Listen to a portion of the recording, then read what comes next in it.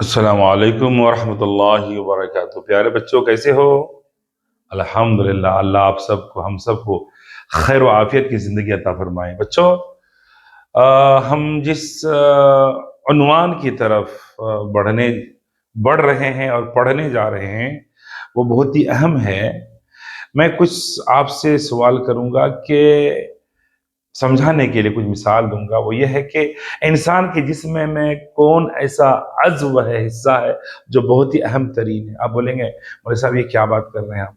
आँखें भी अहम है, दिमाग भी अहम है, हाथ भी अहम है, टांगे भी अहम है, एक्सटर्नल इंटरनल जितने भी ऑर्गन्स है सब अहम है। फिर पूछूंगा मैं आपसे, ठीक है सब अहम है, कौन ऐसी चीज है जिसके बगैर इंसान मूवमेंट नहीं कर सकता, हरकत नहीं कर सकता, उठ नहीं सकता, बैठ नहीं सकता, काम कर नहीं सकता, रुकू नहीं कर सकता, सजदा नहीं कर सकता? वो कौन सा है? क्या? जोर से बोले, सही बोल रहे, आधी बात क्यों बोल रहे हैं आप? हाँ, रीढ़ की हड्डी। इस इंसानी जिस्म के अंदर जिस तरीके से रीढ़ की हड्डी की अहमियत है, प्रीशियसनेस, उस स्पाइनल कॉर्ड बोलते हैं उसको ना, क्या बोलते हैं उसको? जी, रीढ़ की हड्डी इंसानी जिस्म को मुतहर्रिक रखने के लिए, कारआमद रखने के लिए, एक्टिव रखने के लिए, फ़आल रखने के लिए, है ना, डायनामिक रखने के लिए वो रीढ़ की हड्डी का होना क्या है? जरूरी है। बोलेंगे मौलवी साहब आप हमारे को आप बायोलॉजिकल साइंस पढ़ा रहे हैं क्या? नहीं नहीं नहीं, आपको बायोलॉजिकल साइंस नहीं पढ़ा रहा हूँ, मैं उर्दू ही पढ़ा रहा हूँ। खाली सहारा मिसाल का लिया, क्योंकि CCE पैटर्न में कौन सा पैटर्न पढ़ रहे हैं अपन? हाँ, CCE। First C stand for, you tell him, don't fear, I am here. Okay, you are unable to? Okay, first C stand for continuous.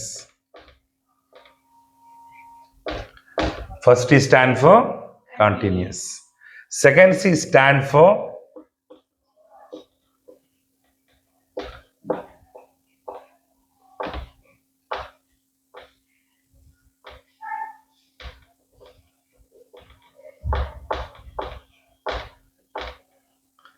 comprehensive, and E stand for evaluation.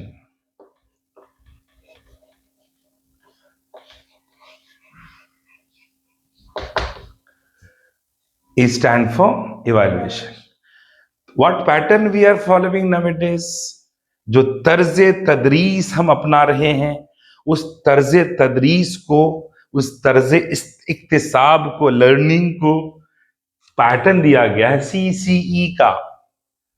इस CCE को उर्दू में कहते हैं मुसलसल जामे जाच। क्या कहते हैं? मुसलसल मुसलसल। बच्चों एक बात बोलो, मैं तलफ़ुज़ के एतबार से बहुत से लोगों को मैंने मुसलसिल बोलते हुए सुना है, जो गलत है। क्या बोलना चाहिए? मुसलसल जामिया जांच। ये पैटर्न हम फॉलो कर रहे हैं। हमारे तेलंगाना के जो सिलेबस है गवर्नमेंट का, यानी SCERT का, हाँ, जो दिया गया पैटर्न वो CC है। और CCE के अंदर जो हम स्टडी कर रहे हैं वो स्टडी कॉन्सेप्चुअल है। कॉन्सेप्चुअल का मतलब होता है कि रट्टू तोतों का इस तर्ज तदरीस या तर्ज इक्तिसाब में कोई गुंजाइश नहीं है। रट्टू तोते मीन्स वो बच्चे, वो तलबा, वो तालिबात जो सवालात के जवाबात या ग्रामर को रट के पढ़ते हैं, रट के याद कर लेते हैं, वो श्योरली पास हो जाएंगे, नहीं बोल सकते। इसलिए कि हमारी जो स्टडी है वो कंटिन्यूस कॉम्प्रिहेंसिव इवैल्यूएशन है। मुसलसल जामे जांच करने के लिए हमें जो है ना, क्या बोलते हैं सो, कॉन्सेप्चुअल स्टडीज होती है। मैं उधर क्यों गया? इसलिए गया उधर आपको ये बताने के लिए कि इसमें, इस पैटर्न के अंदर पढ़ने वाला भी अपने आप को मेजर कर सकता है, पढ़ाने वाला भी अपने आप को मेजरमेंट कर सकता है कि मैं अपने तालीम के किस मेयार पर खड़ा हूं। पढ़ाने वाला भी समझ सकता है कि मेरी तदरीस किस तरह मुअस्सिर और इफेक्टिव है।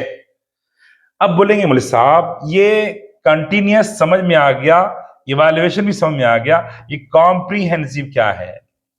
कॉम्प्रीहेंसिव का मतलब होता है कॉम्प्रीहेंशन, और कॉम्प्रीहेंशन का मतलब होता है जामे।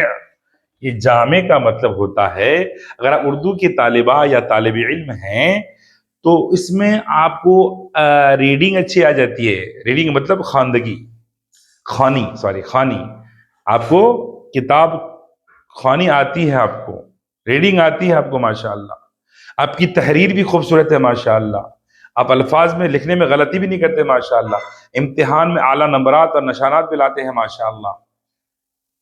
तो आप कामयाब हो गए? नहीं, इस पैटर्न में आपको ओवरऑल डेवलपमेंट को बताया जाता है।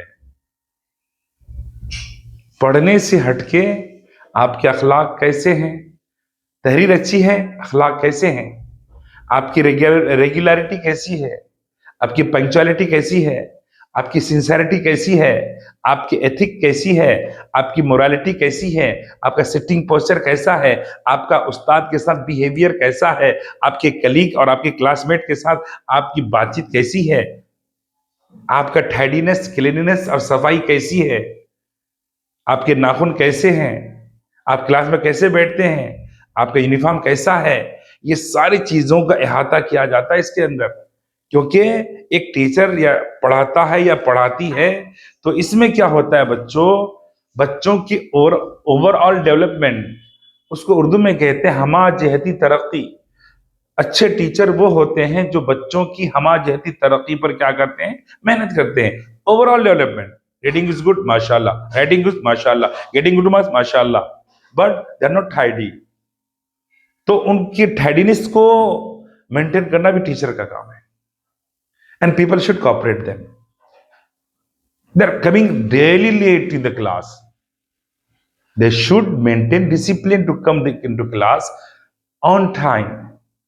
The teacher indicate them, motivate them to come on time, and children should cooperate the teacher to maintaining the discipline. What I'm telling nowadays, now I'm telling you about the overall development.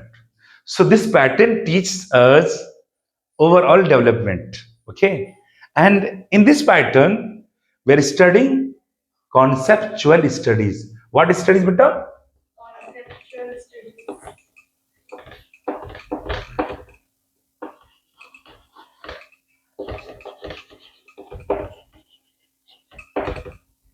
Conceptual studies we're studying nowadays.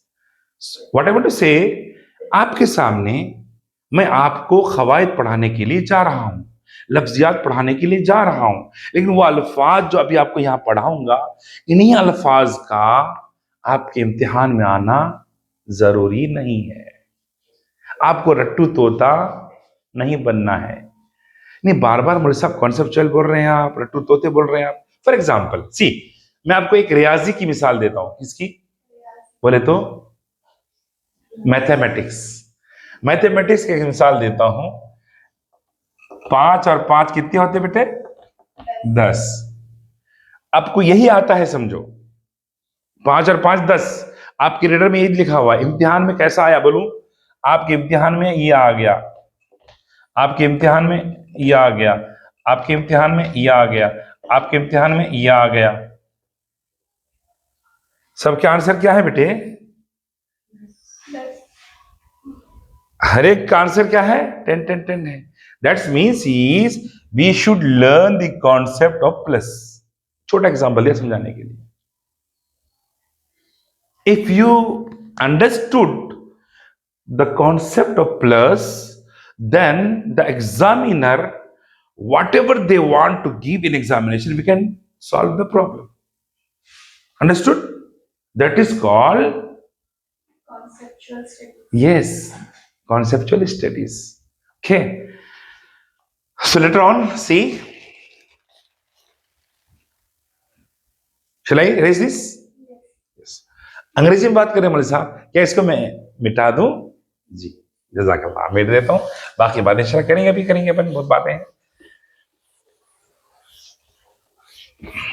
मैं आपके सामने अंग्रेजी में बात कर रहा हूं, आप में जताने के लिए नहीं, बल्कि बताने के लिए कि जिनकी मादरी जबान अच्छी होती है, जो अपनी मादरी जबान पे अबूर रखते हैं, वो दुनिया की सारी जबानों पे अबूर हासिल कर सकते हैं।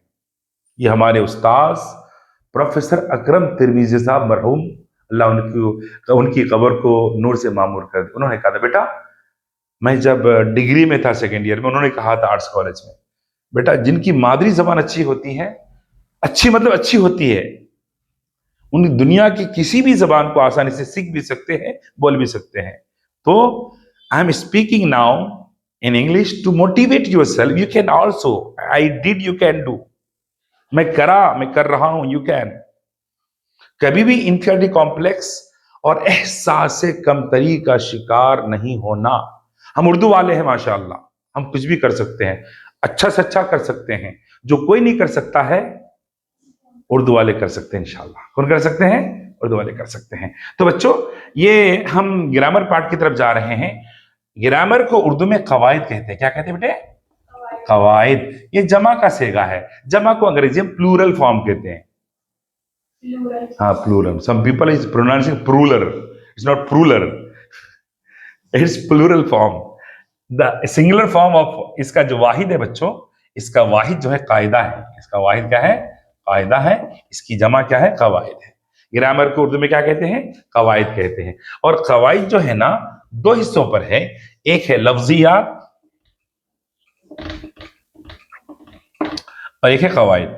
अब मैं आपको इसमें भी तफसील बोलूं, मैं आपको लफ्जियात और कवायद जो बोला मैं आपको, एक है नहव और एक है सर्फ। लफ्जियात को आप यूं समझ सकते हैं, सर्फ भी कह सकते हैं। क्या कर सकते हैं? सर्फ, नहव, सर्फ। तो इस तरीके से उर्दू जबान और अदब दो हिस्सों पर मुनक़सिम है। एक है नस्र और एक है नज़्म। ऐसी उर्दू की कवायद भी दो हिस्सों पर है। एक को कहते हैं सर्फ, एक को कहते हैं नहव। ये सर्फ के अंदर अल्फाज से बहस की जाती है और नहव के अंदर जुमले से बहस की जाती है कि जुमले की साख्त कैसी होगी, जुमला कैसे बनाया जाएगा। अब यहाँ पर है सर्फ, एक लफ्ज से बात की जाती है, लफ्ज से बहस की जाती है कि एक लड़का आ रही है, नहीं बोल सकते हैं, लड़का आ रहा है, आ रहा है। तो नहव जो है ना, जुमले बता दे। मैंने अरबिक में पढ़ी थी मेरे आलिम कोर्स के अंदर, उसमें मुफ्ती साहब फरमाए थे, अन्नहव फिल कलाम कल मिल्ह फित ताम। नहव बात करने में ऐसा होता है जैसा कि नमक खाने में होता है। खाना कितना भी टेस्टी बनाओ, नमक भूल जाओ ना, वो खाना का टेस्ट खत्म हो जाता है। ऐसे ही हमारी टॉक के अंदर, हमारी बात के अंदर, हमारी डायलॉग के अंदर, हमारे मुकालमा के अंदर, हमारी बातचीत के अंदर अगर नहव गायब है तो समझे नमक गायब है। खाने से नमक गायब होने की मिसाल दे रहा हूं मैं आपको, ठीक है ना। तो बच्चों, पहला हिस्सा हमारा जो भी आपकी मुताला करने के लिए जा रहे हैं बच्चों, ये लफ्जियात है। क्या है बच्चों? लफ्जियात है। ये लफ्जियात किससे बना है? लफ्ज से। लफ्ज किसे कहते हैं? लफ्ज किसे कहते हैं? मुंह से कुछ भी निकल जाए वो लफ्ज है। अगर मानेदार है, गैर मानेदार है। मानेदार है तो मौजू या कलेमा, गैर मानेदार है तो मुहमल। गैर मानेदार है तो, मिसाल दूं, खाना वाना, पढ़ाई उड़ाई, पानी वानी, खेल वेल, बारिश वारिश। आजकल बारिश वारिश नहीं हो रही है। खाना वाना है क्या? हमें याद रहे कि लफ्ज मुहम्मल को मानेदार लफ्ज के अलावा अकेले इस्तेमाल नहीं किया जा सकता है। फॉर एग्जाम्पल, आप स्कूल से आके अम्मी को ये नहीं कह सकते, अम्मी वाना है क्या? अम्मी शॉक हो जाएंगी, सुबह तो बेचारी अच्छा गई थी, अभी आकर के क्या हो बाजी, सुनते हो ये वाना वाना बोल रही, क्या हो गया इनको बेचारी को। अगर खाना वाना करे तो she will be not shock that कि खाना वाना पूछ रही है। क्या स्कूल है भाई, खेल वेल यहाँ पे कुछ भी नहीं है, पढ़ाई वढ़ाई नहीं हो रही है। तो वो लफ्ज जो मानेदार हो उसे कलेमा या मौजू कहते हैं, जो गैर मानेदार हो उसको क्या कहते हैं? मुहम्मल कहते हैं। मुंह से जो भी निकले वो लफ्ज है। अरबिक के अंदर एक जुमला है अरब वालों का, वो कहते हैं अकलतु तमरा व लफज़तु नवाता। अकलतु तमरा, अकलतु तमराता।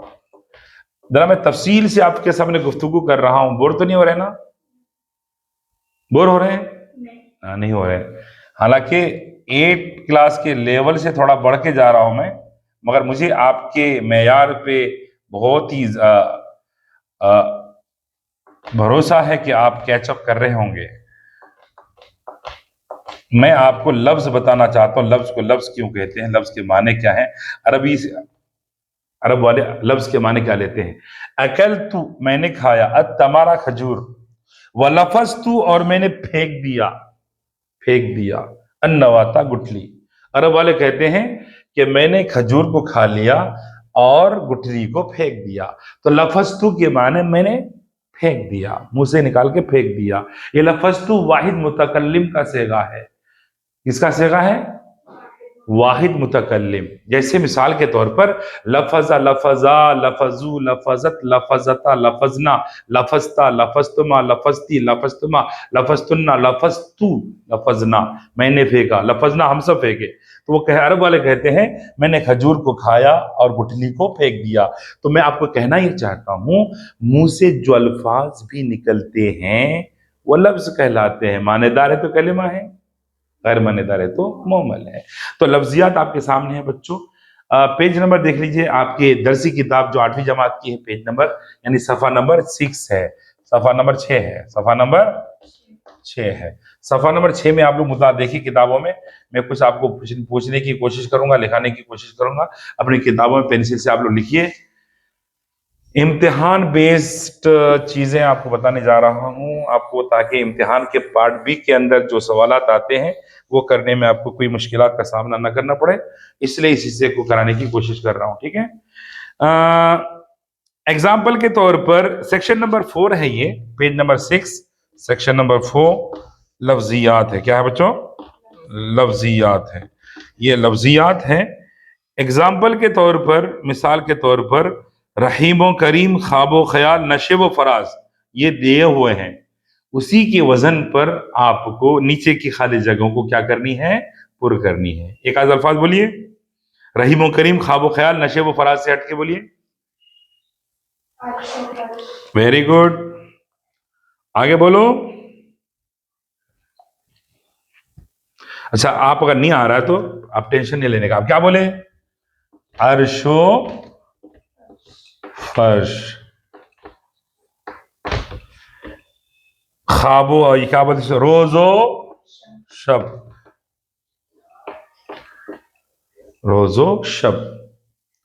माँ बाप अपने बच्चों की परवरिश के लिए रोजो शब क्या करते हैं? मेहनत करते हैं। अल्लाह ताला की रहमत अर्श से लेके फर्श तक है। अर्जो समा, अर्जो समा, अर्जो समा का मतलब समझ आप लोगों को आया? नहीं आया? नहीं आया? अर्ज जमीन को बोलते, समा आसमान को बोलते। समा की जमा समावात है और अर्ज की जमा अराजी है, अर्ज की जमा अराजी है। नेक व बद, आप लोग भी अपने खाली जगह जो किताब में है उसको पुर कर लीजिए। नेको बद, रहमानो, रहमानो रहीम, खारो तबा, आपकी रीडर में भी इस्तेमाल हुआ है, आपके नज्म के अंदर जो पढ़े ना ये लफ्ज इस्तेमाल हुआ, खारो तबा। और जिंदगी जन्नत में इंशाअल्लाह हर मोमिन ऐशो इशरत की जिंदगी गुजारेगा, यानी आराम की जिंदगी गुजारेगा। फमामन सकुलत मवाजीनुहु फहुव फी ईशतिर राजिया, जिनकी नेकियां वजनदार होगी वो ऐशो इशरत की जिंदगी, खातिर खास ऐश के अंदर जिंदगी गुजारेगा। कहाँ? जन्नत के अंदर। ठीक है ना? अब ये माशाअल्लाह हो गया, लिख लिया आप लोग? वेरी गुड, लिख लिए तो अच्छा करे। कॉन्सेप्ट समझे आप लोगों को? वाव अत्फ के साथ ये मुरक्कब अल्फाज इस्तेमाल हुआ है, मैं आपको लिखा दिया माशाअल्लाह। आगे देखिए आपके सामने कुछ और है, ये आपके सामने जो है ना बच्चों